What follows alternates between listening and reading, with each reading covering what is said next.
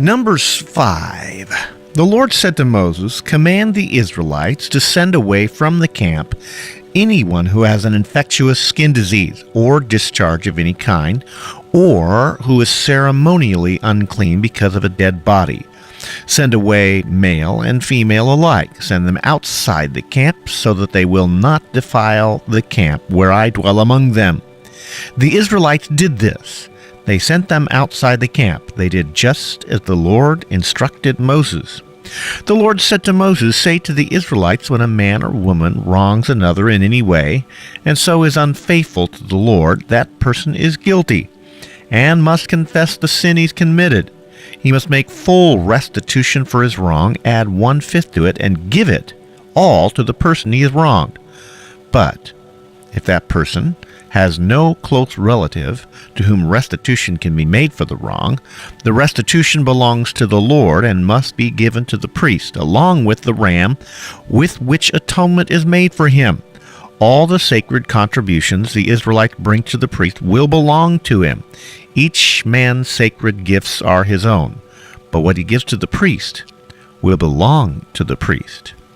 Then the Lord said to Moses, "Speak to the Israelites and say to them, if a man's wife goes astray and is unfaithful to him by sleeping with another man, and this is hidden from her husband, and her impurity is undetected, since there is no witness against her, and she has not been caught in the act, and if feelings of jealousy come over her husband, and he suspects his wife, and she is impure, or if he is jealous and suspects her, even though she is not impure, then he is to take his wife to the priest.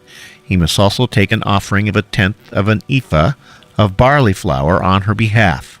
He must not pour oil on it or put incense on it, because it is a grain offering for jealousy, a reminder offering to draw attention to guilt. The priest shall take her and have her stand before the Lord. Then he shall take some holy water in a clay jar and put some dust from the tabernacle floor into the water. After the priest has had the woman stand before the Lord, he shall loosen her hair and place in her hands the reminder offering, the grain offering for jealousy, while he himself holds the bitter water and brings a curse. Then the priest shall put the woman under oath and say to her, "If no other man has slept with you, and you have not gone astray and become impure while married to your husband, may this bitter water that brings a curse not harm you. But if you have gone astray while married to your husband, and you have defiled yourself by sleeping with a man other than your husband," here the priest is to put the woman under this curse of the oath, "may the Lord cause your people to curse and denounce you when he causes your thigh to waste away and your abdomen to swell. May this water that brings a curse enter your body so that your abdomen swells and your thigh wastes away." Then the woman is to say, "Amen, so be it." The priest is to write these curses on a scroll, then wash them off into the bitter water. He shall have the woman drink the bitter water that brings a curse, and this water will enter her and cause bitter suffering. The priest is to take from her hands the grain offering for jealousy, wave it before the Lord, and bring it to the altar. The priest is then to take a handful of the grain offering as a memorial offering and burn it on the altar. After that, he is to have the woman drink the water. If she has defiled herself and been unfaithful to her husband, then when she is made to drink the water that brings a curse, it will go into her and cause bitter suffering. Her abdomen will swell and her thigh will waste away, and she will become accursed among her people.